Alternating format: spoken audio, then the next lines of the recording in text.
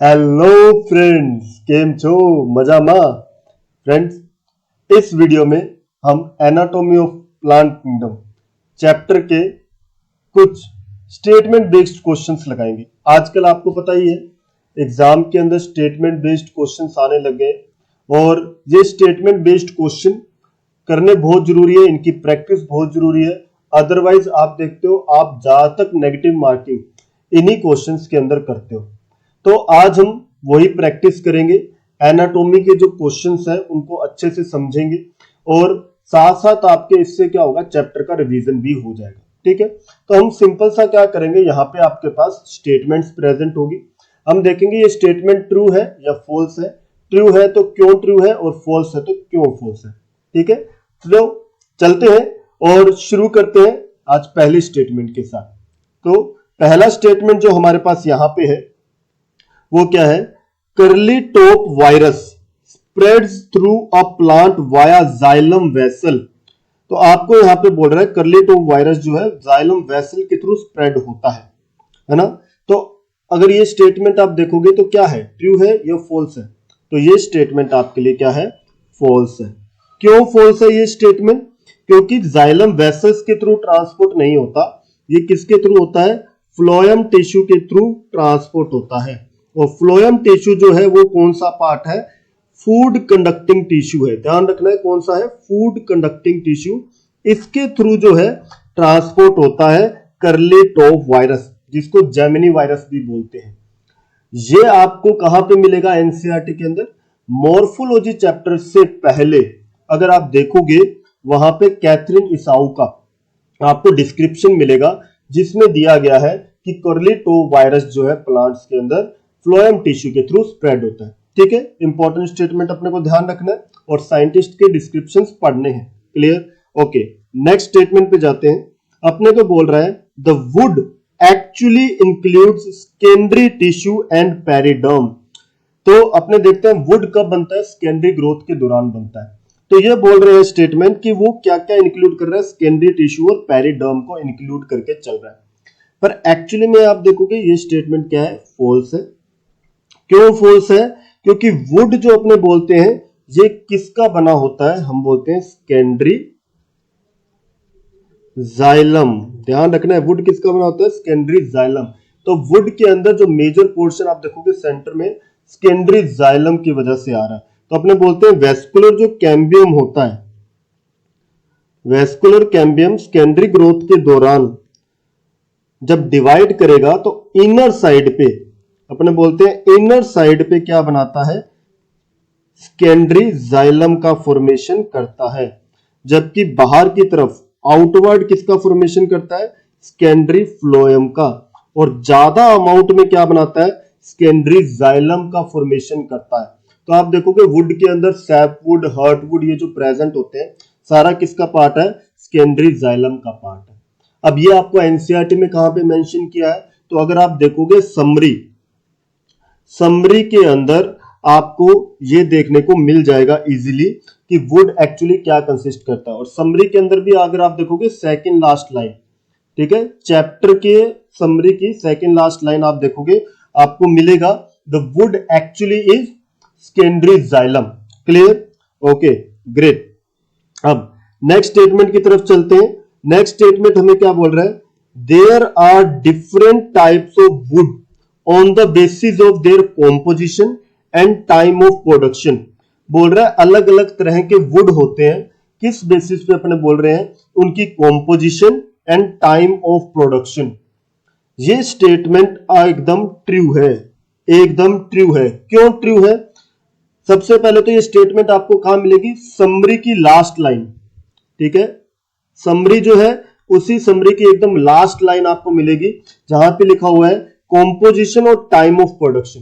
देखो time of production पहले समझो, जैसे एक वुड अपने बन रहा है स्प्रिंग टाइम में, एक वुड बन रहा है ऑटम या फिर विंटर टाइम में।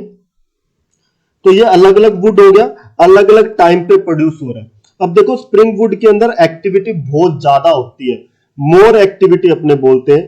तो इस टाइम पे जो वुड का प्रोडक्शन होता है वो क्या होता है, ज्यादा होता है, ज्यादा जाइलम एलिमेंट्स का प्रोडक्शन होता है। और यहाँ पे लेस प्रोडक्शन होता है ऑटम के दौरान। ठीक है, तो इसका मतलब क्या हो गया, टाइम ऑफ प्रोडक्शन पे डिपेंड करेगा, स्प्रिंग वुड और ऑटम वुड, राइट। दूसरा कॉम्पोजिशन की अगर बात करते हैं तो देखो ज्यादा कब बन रहा है, स्प्रिंग के दौरान ज्यादा बन रहा है, विंटर के दौरान कम बन रहा है। ठीक है, इसकी डेंसिटी में भी डिफरेंसेस है। जैसे स्प्रिंग वुड जो होता है डेंसिटी के मामले में अपने बोलते हैं लेस डेंस होता है, जबकि आप देखोगे ऑटम वुड जो होता है मोर डेंसिटी शो करता है। ठीक है, तो ये डिफरेंसेस है। तो अपने कॉम्पोजिशन और टाइम ऑफ प्रोडक्शन के बेस पे वुड को डिवाइड कर सकते हैं। क्लियर, मेरे ख्याल से आपको ये पॉइंट्स क्लियर होंगे, बड़े ध्यान से समझने, हर एक लाइन को अपने बड़े ध्यान से समझेंगे। इसी तरीके से आप देखो नेक्स्ट स्टेटमेंट हमारे पास क्या है। देखो सिर्फ आपको ये देखना है कि स्टेटमेंट ट्रू है या फॉल्स है। अगर आप ये समझ जाते हैं तो आपका क्वेश्चन करेक्ट हो जाएगा। ठीक है, हम सीधा ट्रू फॉल्स क्यों लेके चल रहे हैं, क्योंकि आप देखोगे एग्जाम के अंदर आपके पास क्वेश्चन कैसे आता है। आपको क्वेश्चन पूछेगा, क्वेश्चन के अंदर आपको क्या बोलेगा, 4 स्टेटमेंट दे दी। ये 4 स्टेटमेंट में क्या, फर्स्ट स्टेटमेंट करेक्ट है, सेकंड करेक्ट है, थर्ड करेक्ट है या फोर्थ करेक्ट है, पूछता है। करेक्ट इनकरेक्ट बेस्ड आते हैं, या आपके पास पूछता है ट्रू फॉल्स करके। ये क्वेश्चन पूछा जाता है कि ट्रू है या फॉल्स है, वो भी आपसे पूछा जा सकता है। तो आपको ध्यान रखना है कि इन दोनों तरह के स्टेटमेंट, और इसके अलावा आपको बोल देता है statement A, statement B, assertion, reason, ये सब क्वेश्चन आप देखोगे एग्जाम में आते हैं। तो ये सारे तरह के क्वेश्चंस के लिए आपके लिए शीट बनाई गई है और आपको बड़ी हेल्प मिलने वाली है इस शीट से, तो इसको बड़ा ध्यान से आपको करना है। ठीक है, आप खुद पहले अटेम्प्ट करो, ठीक है, फिर एक्सप्लेनेशन जो मैं दे रहा हूं उसको ध्यान से सुनो, आपका चैप्टर भी डिवाइस हो जाएगा। चलिए नेक्स्ट स्टेटमेंट अपने को बोल रहे हैं, lenticels permit the exchange of gases between outer atmosphere and external tissue of the stem. तो सबसे पहले हम लेंटिसेल्स को समझते हैं, ये क्या चीज है।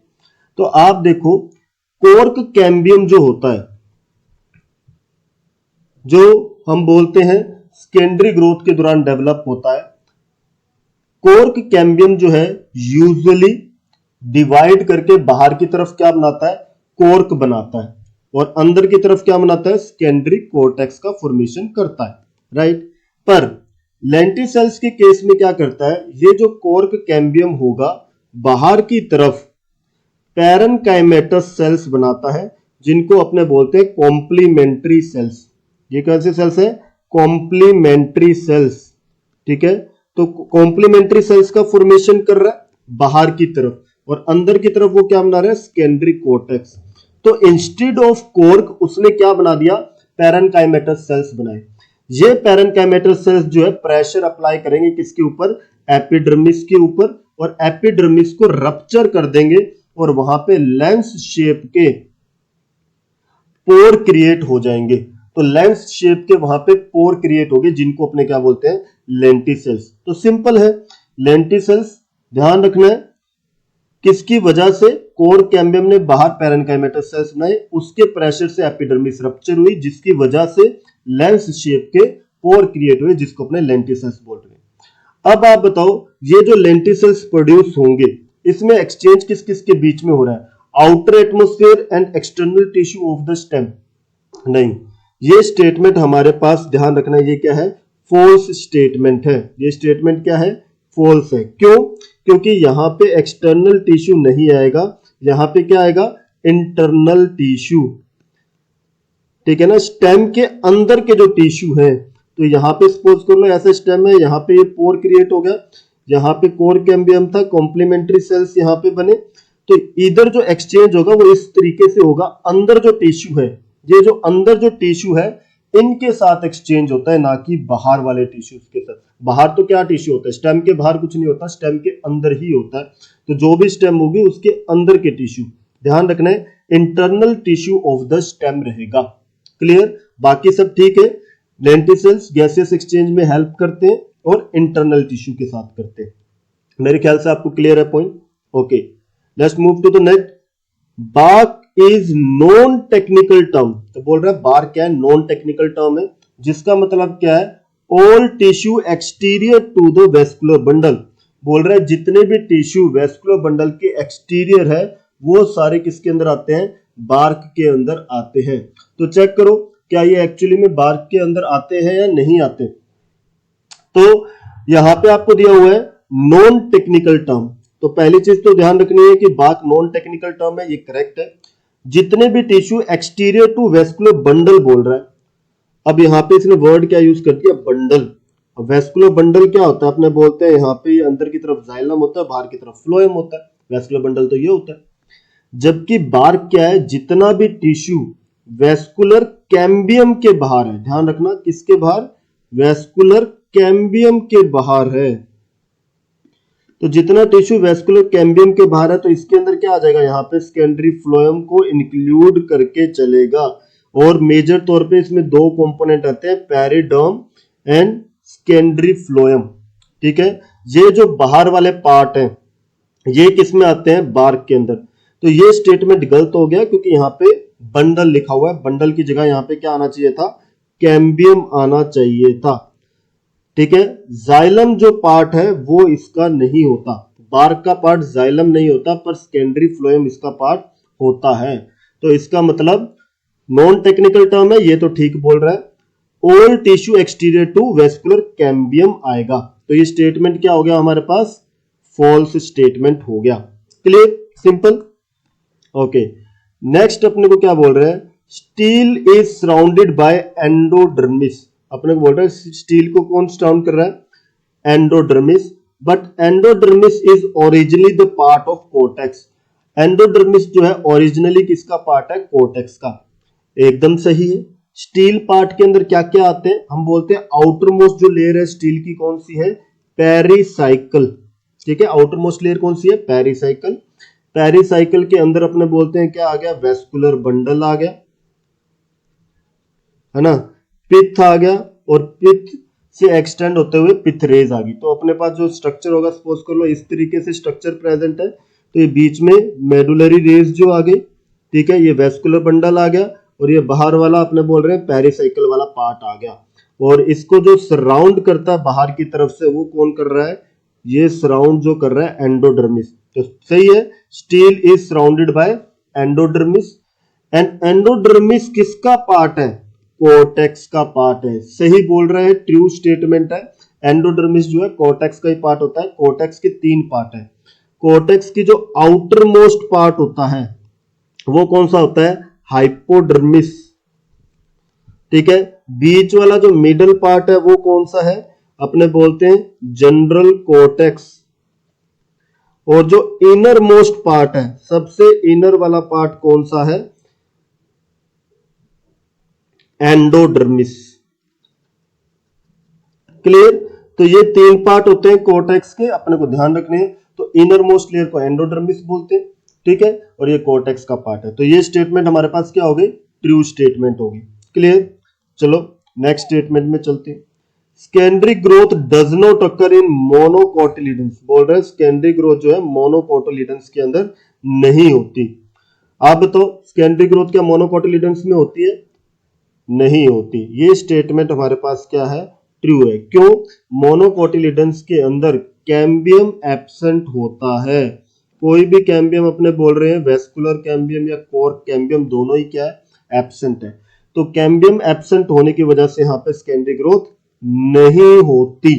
ठीक है, ये स्टेटमेंट क्या रहेगी, ट्रू। जनरली नहीं होती, कुछ एक मोनोकोट्स हैं जैसे पाम, कोकोनट वगैरह, इनके अंदर अपने को देखने को मिल जाती है, पर यूजुअल जो स्टेटमेंट है उसके अकॉर्डिंग ट्रू है कि उसमें सेकेंडरी ग्रोथ देखने को नहीं मिलती। मोनोकोट्स के अंदर सेकेंडरी ग्रोथ नहीं होती। Next, presence of two types of medullary rays is the basic characteristic feature of mature dicot root। Mature dicot root की अपने को बात कर रहा है, तो पहली चीज अपने दिमाग में आनी चाहिए, मैच्योर की बात कर रहा है मतलब सेकेंडरी ग्रोथ हो गई, है ना। सेकेंडरी ग्रोथ के दौरान की बात कर रहा है। दो तरह की मेडुलरी रेज अपने को बोला जा रहा है। दो तरह की मेडुलरी रेज कौन कौन सी हो जाएगी यहाँ पे बताओ। दो तरह की मेडुलरी रेज, एक तो अपने बोलते हैं प्राइमरी मेडुलरी रेज और दूसरा अपने बोलते हैं सेकेंडरी मेडुलरी। एक अपने बोलते हैं प्राइमरी और दूसरा सेकेंडरी। तो दो तरह की मेडुलरी रेज मिलती है मैच्योर डाइकोट रूट में। ये स्टेटमेंट एकदम ट्रू है। प्राइमरी और सेकेंडरी मेडुलरी रेज दोनों ही डाइकोट रूट में सेकेंडरी ग्रोथ के दौरान बनती है। प्राइमरी ग्रोथ के दौरान वहां पे मेडुलरी रेज एब्सेंट होती है, क्योंकि प्राइमरी ग्रोथ में कैसा स्ट्रक्चर अपने को देखने को मिलता है, रेडियल अरेंजमेंट होता है। तो ये क्या है, जाइलम है, इधर बीच में क्या प्रेजेंट होगा, फ्लोएम प्रेजेंट होगा। ठीक है, तो अलग अलग एक्सिस पे जाइलम और फ्लोएम होते हैं, उनके बीच में यहाँ पे प्रेजेंट होता है कंजक्टिव टिश्यू, उनके बीच में यहाँ पे क्या मिलेगा, कंजक्टिव टिश्यू।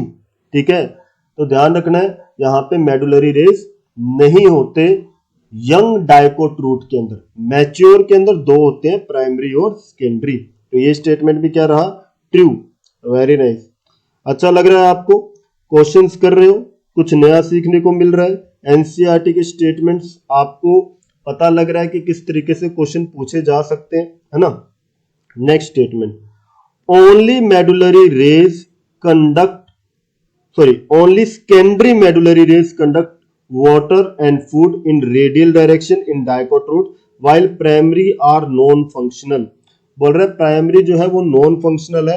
ये स्टेटमेंट आपकी पूरी तरीके से गलत है, क्योंकि जो मेडुलरी रेज होती है, चाहे वो प्राइमरी है चाहे वो सेकेंडरी है, दोनों ही हम बोलते हैं क्या होती है, फंक्शनल होती है।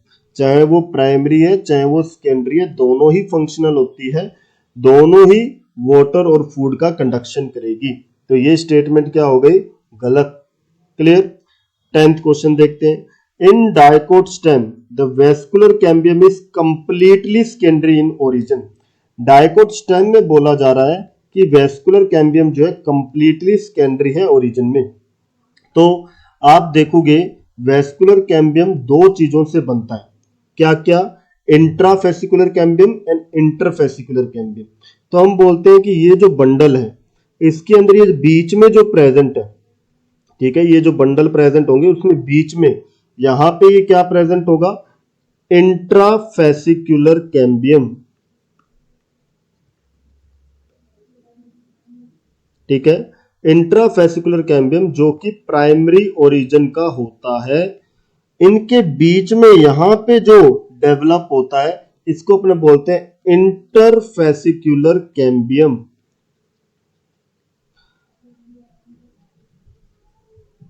जो कि सेकेंडरी ओरिजिन का होता है।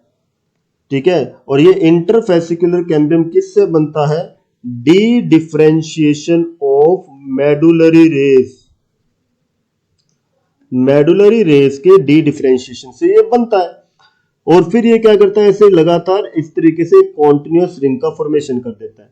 तो ये दोनों मिलके इंट्रा और इंटर ये दोनों मिलके वेस्कुलर कैम्बियम रिंग बनाते हैं। तो यहां पे आप देखोगे इंट्रा वाला तो प्राइमरी ओरिजिन का है और इंटर वाला सेकेंडरी है, तो आप कंप्लीटली सेकेंडरी इन ओरिजिन नहीं बोल सकते। तो ये स्टेटमेंट क्या हो जाएगा, फॉल्स। क्लियर।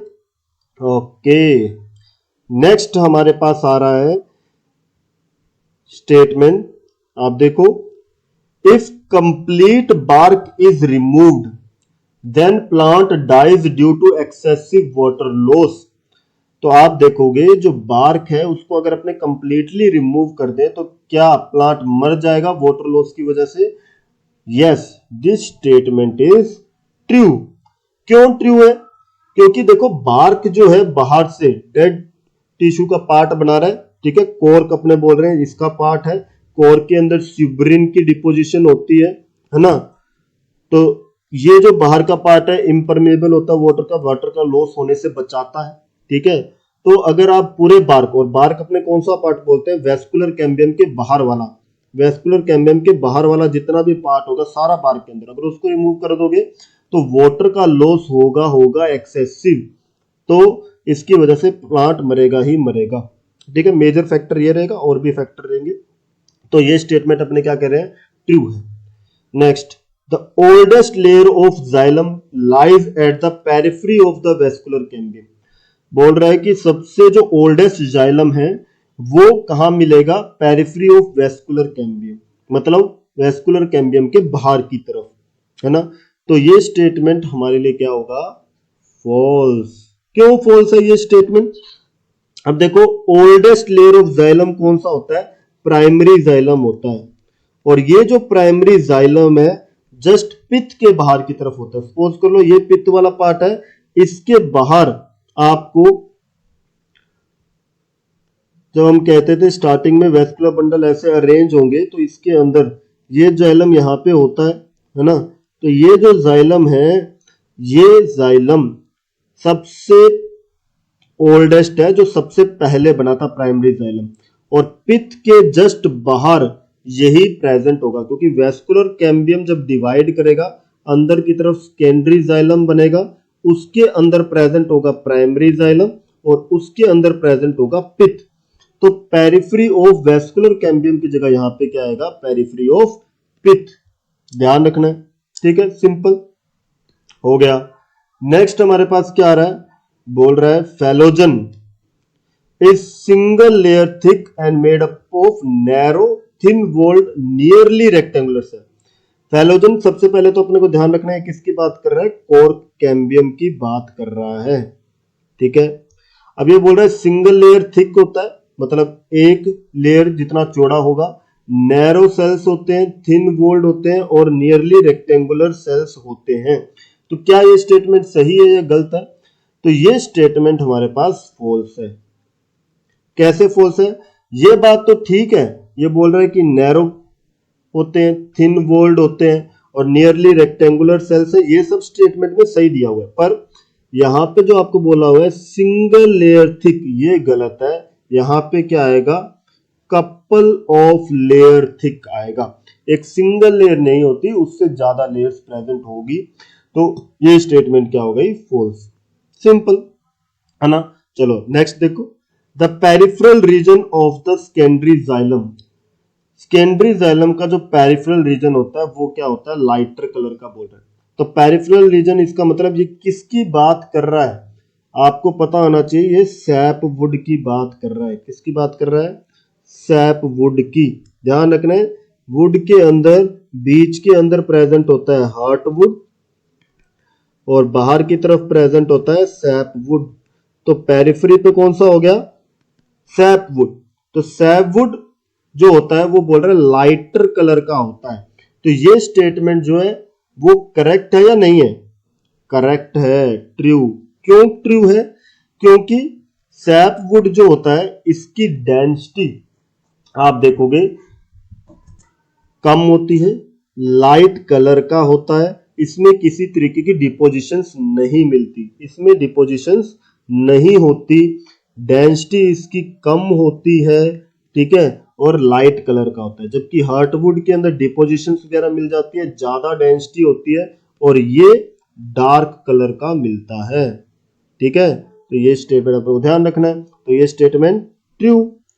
अब बोल रहा है in all trees the greater part of the secondary xylem is dark brown. तो ऑल ट्रीज मतलब जिसके अंदर सेकेंडरी ग्रोथ हो चुकी है, तो बोल रहे ज्यादातर पार्ट जो है सेकेंडरी जाइलम का वो डार्क ब्राउन होता है, ठीक है। सेकेंडरी जाइलम अभी हमने बोला दो पार्ट में है, सैपवुड और हार्टवुड, ठीक है। तो अपने बोलते हैं सैपवुड के अंदर जब डिपोजिशन हो जाती है ऑर्गेनिक कंपाउंड्स की, जैसे रेजिन, टैनिन वगैरह, तो ऑर्गेनिक कंपाउंड्स की जब इसके अंदर, अपने बोल रहे हैं ऑर्गेनिक कंपाउंड्स की जब इसके अंदर डिपोजिशन हो जाएगी तो ये किस में कन्वर्ट हो जाता है, हार्टवुड, जो कि नॉन फंक्शनल होता है पर ड्यूरेबल होता है और रेसिस्टेंट होता है ना। ड्यूरेबल है, रेसिस्टेंट है और डार्क कलर का मिलता है, और ये डार्क ब्राउन कलर का मिलता है। तो ये स्टेटमेंट हमारे लिए क्या है, ट्रू स्टेटमेंट है, राइट। बस आसान है, कर लोगे आप, है ना। नेक्स्ट हमारे पास क्या बोल रहा है, इन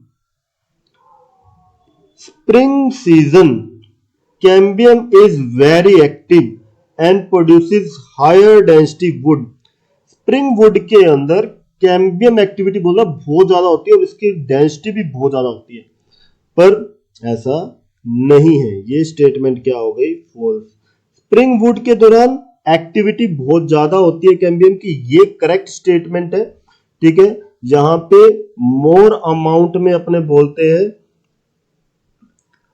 जाइलम एलिमेंट्स का प्रोडक्शन होगा, ठीक है, पर इनकी डेंसिटी जो होती है वो हायर नहीं होती।